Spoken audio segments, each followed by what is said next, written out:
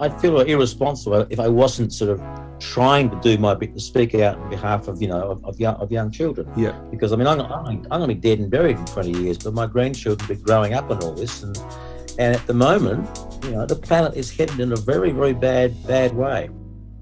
Hello and welcome to Season 3, Episode 2 of 30 Minute Call, proudly presented by the Canberra Theatre Centre, right here on the lands of the Ngunnawal Nation. We pay our respects to the Ngunnawal people and their elders, past, present and emerging. My name's Joe Gleeson, happy to be back with you today with a great guest, one that's close to my heart, the man himself, Peter Combe. He is, of course, singer, songwriter of children's music, an Australian treasure. I'm going to say this man has been doing this for decades. In our chat, we discuss his history, his love of politics, working with family, being a grandpa, and much, much more. Let's get into it.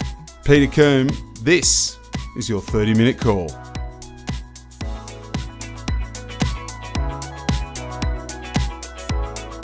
Peter Combe, hello. How are you, sir? I'm very good, Joe. I am excellent.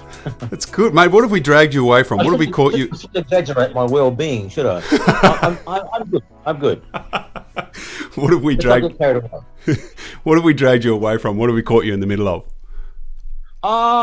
Nothing much. I'm actually kind of semi-holidaying. Okay. I'm saying semi-holidaying because I'm actually preparing for my fringe season in Adelaide, which comes up in about a month's time. Yep. Then, of course, I've got the Sydney, Canberra, Melbourne tour, which comes up in April. I say comes up. I'm saying hopefully, because this is, of course, all COVID permitting. Yes, because you just never know with this thing, do you? So we've seen it play havoc with plenty of shows that are just about to kick off. But we will keep our fingers crossed that everything goes really smoothly, and we are able to have you here in Canberra, April 10, the Greatest Hits show. Really looking forward to it. Peter, I was thinking about this morning, and while I was preparing for this interview, I actually credit you for my love of hip hop. After thinking about it, really, my love of hip hop. My love of hip hop. Here's where I'm coming. That's an unusual connection. I've only done one hip hop song. Well, here's my theory. I'm a 37-year-old bloke. Preschool age lad, I remember being a big fan of Toffee Apple. That was the one for me. That was my jam. Two reasons, I think. I loved a Toffee Apple at the Dubbo show and often at the school fete from time to time. And the other thing is I loved the flow and the rhythm of the song. I mean, Toffee apple, nice and licky. One for Julie, one for Mickey. Crunchy, munchy, very sticky. Don't forget to clean your teeth. It's got a nice... As far as I'm concerned, mate, that's a rap song. It's okay, yeah. I suppose rhythmically, it's got that kind of feel about it. Yeah. But the only thing there that rap songs don't have melodies. So it does have a melody. It does. It's very simple, but it's very insistent that particular rhythm. It is. A great song. A great song. How do you feel about maybe throwing that in amongst everything else that you're known for, a hip hop artist as well? You mean becoming known as a hip hop artist? Yeah, throw it in amongst all, musician, Order of Australia medalist. Well, I'm not sure whether I have much credibility if I call myself a hip hop artist as well as everything else, because I think people say what hip hop? Because the only genuine hip hop song I've done is a song called Supermarket, that was a kind of a rappy hip hop song. It was just a spoken word thing. Yeah, right. And it was done in a hip hop style. But I can kind of see what you mean about Toffee. It's got that kind of insistent feel about it. Yeah. And sort of slightly intense feel about it. Yeah. Even though I'm singing about toffee apples. I'm not sure how intense you can get about a toffee apple. Mate, you're 72. By my count, you've been singing songs with kids one way or another for about 50 years, around half a century, I think. Probably not quite that long, because when I was 22, I was very much wanting to be the world's next Paul Simon. I was a huge Paul Simon Garfunkel fan. I did discover when I went to England there were quite a few other people who also wanted to be the world's next Paul Simon. The competition was fairly big. So, but I suppose gradually over my time there, because I was a primary teacher by profession, and when I went to England, I did this television program for the BBC called Music Time, and so I was getting more and more into the children's professional field. And although I hadn't really started writing many children's songs even then, this is back in 1977, 78, 79, I started writing them. And I think I had a kind of a sixth sense that this was an area I was going to do more things in. And when I got back to Australia, I was very conscious of the fact that pretty much no one was doing it. When I say no one, there's probably someone doing it, but if they were doing it, they weren't known by anyone. There's no such thing as a well-known household name children's singer-songwriter. Yes. That didn't exist. So I guess that started in England. I started writing new songs for kids, and the BBC did actually use one of them on a program I did. But I think I kind of really got the idea when I was living in the UK. When you were teaching, what was at your fingertips as far as kids' music is concerned? It was fairly simple, I would imagine. Well, again, there wasn't much children's music as such, which is why I started doing it. The first thing I ever did for children was actually pre-England. I'm forgetting that in 1973, I wrote a children's operetta. It was called Those Against the Barons, and it was sort of a Robin Hood story, really, from a different angle. And I wrote that, and then that's when I started getting the idea that I think I can write for children. And my first rule of thumb was I had to imagine a 8 or 9 year old child singing this song. If I could do that, I thought I had a song that worked. So that was my general kind of rule of thumb. Can I imagine in my head a young child singing this song? And that's how I first started writing children's music. And one of those songs actually survived and it ended up being on the Newspaper Mama album. Yeah. It's the last track called Robin Hood's Dream. And that comes from that particular musical called Those Against the Barons. It's it survived and made the cut. That's very cool. Made the cut, yes. Yeah. I still like it as a song. And the test of songwriting always is, do you like the songs yourself? I mean, in the end, you're your own worst and best critic. So when I first started writing my own songs when I was about 18, 19, I mean, to be brutally frank, my first 20, 25 songs were pretty awful. Right. Well, not awful, but they certainly weren't very good.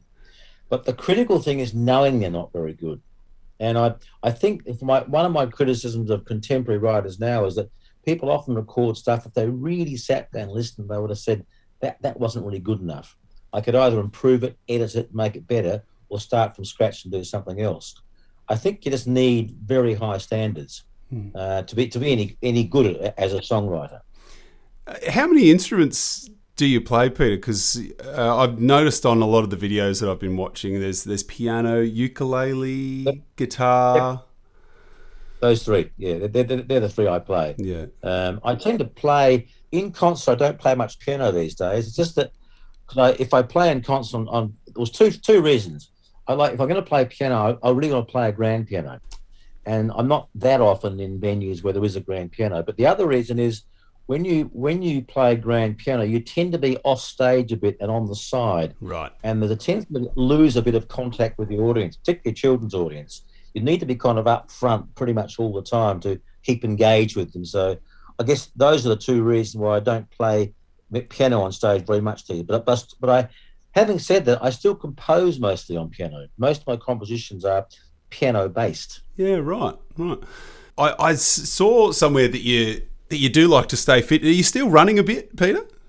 Yeah, I am. At this very moment, I've got a bit of an Achilles heel problem in my right Achilles heel. Yeah, right. But I do try and run 5 times a week because I like to keep myself fit. I think it's an important part of. I want to be fit just for being fit's sake and being healthy, but also it helps you in all aspects of your life. It helps your voice. It just helps you be able to sort of maintain a level of performance on stage, and it also helps you not getting overweight too. Because I'm very fond of all the things that can help you put on weight if you're not careful. Don't mind a toffee apple here and there. Well, yeah, but I'd rather from a chocolate. I love a glass of wine. So, someone ringing me. Who's calling? Just sort of say, just ring me back. Yeah, okay. Hello, hello. Oh, they're gone. They're gone. All gone. Okay. All right. You're a popular man, Peter. I've got all good. Okay, right.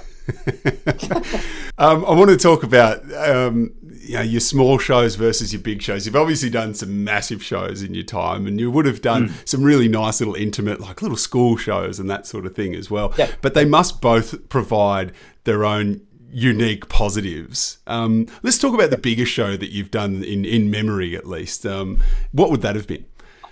Well, the biggest show in terms of audience numbers would be the Sydney Carols, because the 100,000 people end up on the Domain. Wow. Sitting on the lawn.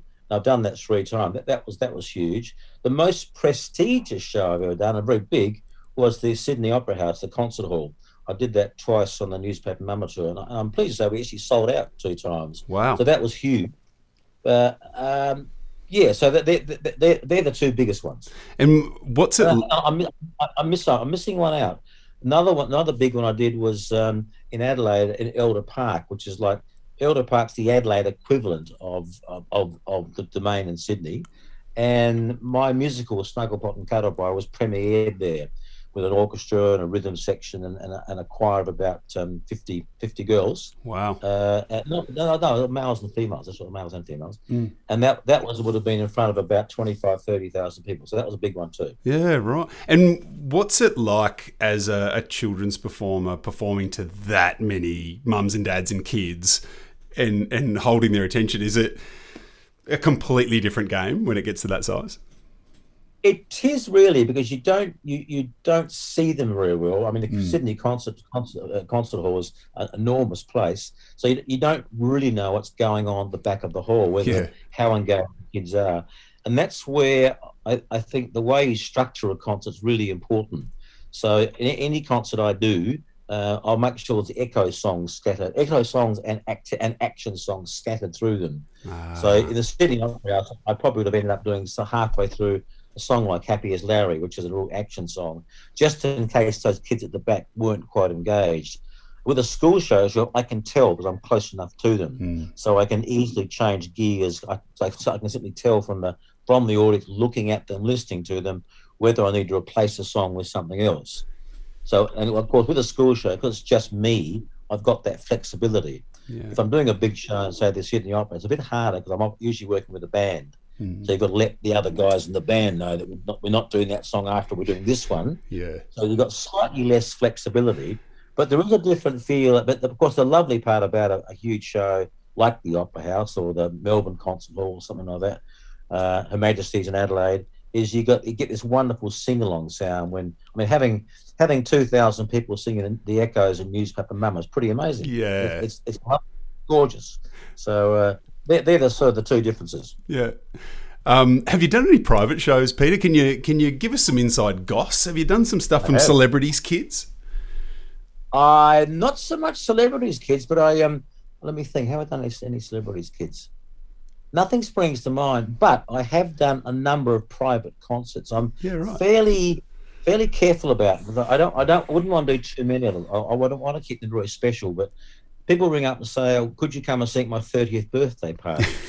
and they're kind of a bit tricky because you don't want to come along and hang around too long or get there too early. You want to keep a sense of, I suppose the word is mystique, really. Yeah. You don't want it too sort of available. So I usually with those, I take a sound tech with me, and I get him and my keyboard player to set up all the sound system, and then they announce me and I come on and do a 45 minute set. I might talk to a few people after, then I'll disappear fairly quickly. Yeah. But they're kind of fun. And I've done probably maybe a dozen of those over a period of like 15 years or so. Yeah, right. But they're quite fun. That's great. The other ones you may or may not know about. I've done these things called Big Kids Night Out. 18 plus. And I've done them in Canberra. I've done them everywhere, in Ballarat, Newcastle, Wollongong. I've been all over the place with them, and they're kind of special because you get at 10 o'clock at night. You get a group of young people, anything between about 21 and say 35. who come along, and they've grown up on Toffee Apple, Newspaper Mama, Juicy Juicy Greengrass, Toffee Apple, Chopsticks, etc. And when I sing them, there's a sort of a lovely, lovely feeling in the audience. They just love to hear the songs again, and it's quite touching because they just still love them, and I can feel that the love for the songs which comes to me on the stage. And I haven't done them for a while though, because I always knew there was a bit of a shelf life for those shows, and the shelf life was when those young people like yourself who grew up on Toffee Apple, when they get, say, to 30, 35, they start having their own children, then they're less inclined to go out at 10 o'clock on a Saturday night because they're going to get woken up at 6 in the morning by their 3-year-old. So I knew there was going to come a natural shelf life to those shows. Yeah, I was going to ask you about those because I was so interested in what the difference is between those 18 plus shows and just your normal kids shows. I couldn't imagine you getting up there and telling dirty jokes or something ridiculous. Like what it's you're still you, right? Oh yeah, telling dirty jokes would become totally alien to my character. I wouldn't even work because I'm not very good at telling jokes. I can tell jokes, but not risque ones. They're dad jokes. So. That's right. Yeah. And they wouldn't want it anyway. They really want to hear the songs that they grew up, and they want to hear them done well. So I always play them with a very, very high class band, and it's just this sense of they sort of say, "Oh yeah, Toffee, I remember that. Oh yeah, down the bathroom. Oh, you remember that?" But what happens in the shows is, and I've worked out why this happens. They sing with absolute abandon. And they kind of know all the words, and the reason why they know all the words is because when you're a, say, 5-year-old child, you probably remember this yourself. If you when you first got your Toffee Apple album, I suspect you didn't play it 3 or 4 times. You probably played it 53 times. So even 20 years later, you know the songs that are sort of embedded in your consciousness. Yeah, and that's what comes out at these 18 plus shows. How well they still know the songs, and it's such a lovely surprise to them. They find out for themselves. They think, I still remember these words. I wonder why. Well, that's why. Yeah. You're just a sponge at that time, but also, yes, the repetition of just is incredible. And I know as soon as I tell my 3 older sisters after this interview, hey, guess who I spoke to today? I had a chat with Peter Combe, and we'll, rattle off a few songs as well, and they'll just know them, and because they were across it even more than I was, I think. Yeah. You're a bit of a political animal, Peter. You like to stay across what's going on here in Canberra. I've heard that you've even tried to put in phone calls to PMs in the past. I have. Do you remember what got you so inspired that you tried to call up the PM? I think it really goes back to the music I listened to when I was growing up. I mean, I was grew up in the folk protest movement. And, of course, the big issue when I was growing up was the Vietnam War and conscription. And I always felt I'm very anti-war anyway. I mean, I'm an aspiring pacifist. I say aspiring because, it's very hard to be a pacifist because you don't know what you would do under certain situations, but that's my aspiration. So I grew up on, Peter, Paul and Mary, Simon and Garfunkel, Joni Mitchell, Leonard Cohen, Bob Dylan, the Beatles, and all those people did fit into that genre of I guess, an idealistic view of the world. And so I naturally, being anti-war, that's now become, I'm very interested in the issues of the day. So, for example, climate change is something is a great concern to me because I have grandchildren and I don't want them to growing up on a planet which is 3 degrees hotter than it is now, because that would be an absolute disaster. And also, I guess that sort of feeling extends to when you get a president like Donald Trump. A part of me is in sheer disbelief that the world could have had such a complete, total idiot, running America, because he is an idiot. Yes. Well, in a sense, he's kind of, in a terrible way, was quite clever, but because never has there been a less competent head of a modern democracy. So that's where it kind of all comes from. My background in the music I grew up on. And so, fast forwarding, on the last album I did, Live It Up, I actually put a climate change song. And I've actually sung the song at one of the kids' rallies, the young people's rallies back last year. Yeah. Because I feel very strongly about the issue that And I'm sort of sad that as in Australia, we're just not doing anything like enough about it. We're sort of almost blissfully just sailing along thinking, it'll be okay. You only have to read David Attenborough's latest book to realise just, I knew that anyway, I suppose, but just how serious it is. It's quite scary, and the more you think about it, you can get quite depressed about it. But exactly what you're doing seems to be the answer, and being on the right side of history, getting yourself active, and actually trying to lend your voice and your people power towards those little movements is at least it feels like you're doing something, doesn't it? Yeah. Well, I feel irresponsible if I wasn't sort of trying to do my bit to speak out on behalf of young children. Yeah. Because I'm going to be dead and buried in 20 years, but my grandchildren will be growing up and all this, and at the moment, the planet is headed in a very, very bad way. So I'm quite thrilled and quite surprised at the amount of stuff that Joe Biden has already done in America. I don't think there's any great hopes about Joe Biden, although anything would have been better than Donald Trump, pretty much. Yeah. I think that was a bit of a surprise pack. He's actually so far being very bold. And I wish that our Prime Minister could actually learn a bit from him, because at the moment, you wouldn't describe Scott Morrison as bold. You also wouldn't describe the Labor Party as being bold. They're also very, very kind of tentative. Yeah, so, yeah. Well, mate, a lot of that, we're talking about your family and your grandkids and all that. Let's talk a little bit about your family, because you do work fairly closely with them, from what I understand. Your Tom helps you out with sort of online presence, I believe, joins you on stage sometimes, is a pretty mean guitarist, from what I hear. He'll be playing in the Canberra show. Oh, great. Excellent. He'll be my guitar player, yeah. Oh, very good. And also your daughter Joni, she is the patron and founder of Theatre Bugs and Adelaide Theatre Academy, who have performed with you in the past as well, from what I hear.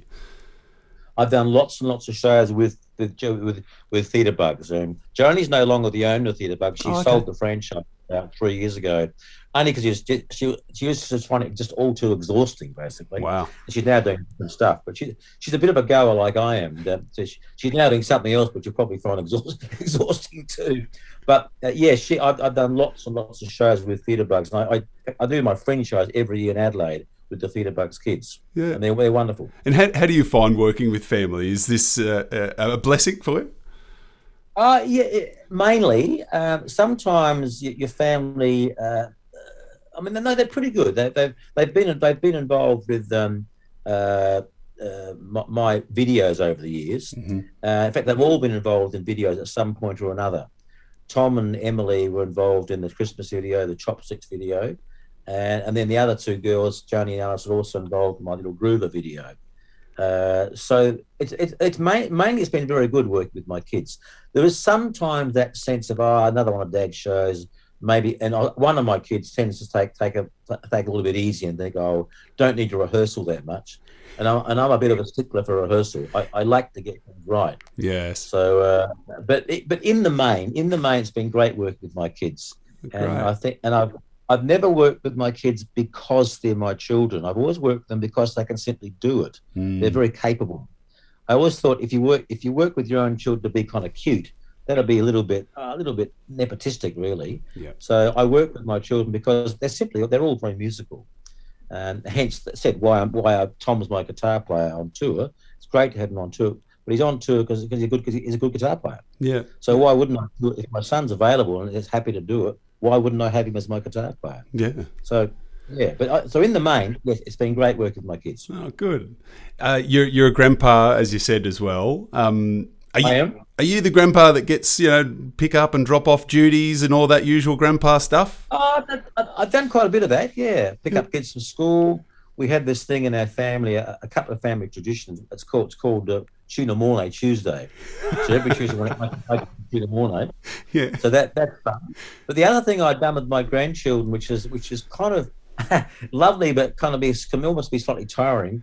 I write all of them a poem each year for their birthday, a special poem, which usually I try to reflect on what's going on in their lives right here and now. Wow! So I've got my oldest grandchild and my secondly youngest one, whose birthday's fallen exactly the same day, and which is February the 13th, which I think is about next Saturday. I think So I'll be sitting down sometime this week and writing a special birthday poem for Amelie and Holly. Oh, and I've been doing that now for many years. So I've got probably about 100 poems, which I've stored away on my laptop.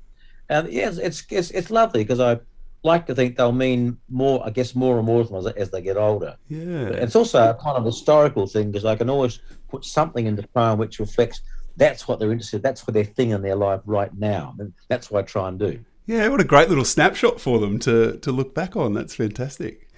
Very cool. You're hopeful. I mean, I guess it remains to be seen what it will mean to them in, say, 10 or 15 years' time. But there's I like doing them. It's also a way of making me be creative, I have to do this poem, and so I do them, and I spend a couple of hours on them. I try and make them kind of nice poems, and it keeps the creative juices, running at top speed. Yeah, fantastic. It sounds like you enjoy your role as a grandpa. It must be so different to your role as a parent. Very different. Yeah, and the big difference. I never want to be a disciplinarian with my grandchildren. I don't want to take that role at all. No. But also, I think having grandchildren, it's just a constant reminder of why I do what I do. I mean, basically, in the end, why do I write songs for children? Well, first and foremost, I like children. I generally like them. And I love their company. I love their sense of humour. And I find my sense of humour often corresponds with theirs. So I can sort of think of things that make them laugh. Yeah. They usually make me laugh too. Yeah. So I think that's a simple thing, but something, if you're going to be a writer of songs for children, it's fairly important you like children. And if you don't like children, you shouldn't be writing for them. Well, you don't get on with them. Don't write songs for them. No. Luckily, I do. And they have such an amazing ability to just surprise. I've got 3, 5, and 7 in my place. Just sometimes you'll come home and you'll be sitting at dinner and they'll just say, "So how was your day, Dad?" And you'll just go, "Oh, great," they'll just surprise you with a strange question or observation that you just go, "Oh, isn't that great?" Yeah. You're actually interested in how your day went. Yeah, it's really cool. You received an Order of Australia medal for your services to performing arts last year. What did that mean to you to be recognised like that? It meant a lot. Yeah, it was a big thing for me to, I guess, be recognised as, I guess, for my life's work, because I do take what I do very seriously. I mean, everything I do, I like to do at as high a level as possible. Because I think that children, I don't want to sound pretentious, but children just deserve nothing but the best you can do. Otherwise, why are you doing it? Whether it's songwriting or performing or arranging tours or whatever. So, yeah, it meant a lot to me. And it was really nice, I guess, to be recognised for what I do. Yeah. Yeah, it must have been lovely. Mate, we'll see you at the Canberra Theatre Centre, as we said, April 10, your greatest hits show. Out of all those greatest hits, do you have a bit of a soft spot for one in particular? Yeah, that's a tricky one. A soft spot. I can tell you what's the soft spot. I suppose of the hits that I do. I mean, what I call vertical commas the hits. Yes. There was kind of 7 hits, I suppose. There's Mr. Piggity Cane, Wash Your Face in Orange Juice. Yep. There's Toffee Apple. There's Juicy Juicy Green Grass. There's Chopsticks. There's Mr. Spook. And there's Spaghetti Bolognese. Now, out of those 7, probably the 2 I still most enjoy singing still are probably Juicy Juicy Green Grass and Newspaper Mama. Yeah. Because I kind of almost transcend being a children's song. There's something in them which is kind of a bit meatier musically, and they're just such fun to play, especially with a great band. Yeah. They've got great instrumental sections in them. But the other thing I should say about the Greatest Hit Show, it's a kind of show that people have been kind of more or less asking me to do for years and years and years. Like they say, are you going to do this show? Are you going to do Toffee Apple? Well, they might say, I was disappointed you didn't sing Toffee Apple. Why didn't you do Chopsticks? How come you didn't do Spaghetti Bolognese? Yep. Well, in this show, I'll be doing all of them. Yes. So if it's a well-known song, it'll be in the show. Great. And of course, I can't squeeze them all in because the 3 best-known albums are Spaghetti Bolognese, Toffee Apple, and Newspaper Mama. So I can't do all those songs because that will be about 66 songs. And you can't hold children for that long in a theatre. You might lose a couple of them, yeah. But it's kind of nice to be able to finally do all the songs that people have asked me for years and years to do and put them all in the one show with a fabulous band. And also I've got these gorgeous 6 kids called the Fabulous Coomets, and they'll be trained up by this lovely lady in Canberra called Catherine Finlayson, who is a very highly respected music educator. And I've worked with Catherine twice before. Yep. And so it'd be great to have these 6 kids on stage doing backing vocals. Oh, great. So I'm looking forward to it. I said, this is all COVID permitting, Joe, as we know. That's right. Well, mate, we're looking forward to it. I'm looking forward to bringing my kids along and introducing them to a live Peter Combe show, mate. It's going to be a lot. Your kids, if they're 3, 5, and 7, they're really almost the perfect age for it. Yeah. Just that lovely age where they can, the 3-year-old will enjoy it on a certain level, and your 7-year-old on a higher level, but they'll all enjoy it in their own way, which is really nice. It will be good. I'm looking forward to it, mate. And from a personal point of view, it's been lovely to catch up with you and have a bit of a chat, get to know you a little bit better, and hear all about your past and your musical process and all that. It's been really great, mate. So thanks for coming on. Great, but nice talk to you, Joe. Lovely to meet you, and I hope I'll see you in Canberra. Absolutely. Thanks, Peter. My pleasure. Bye-bye.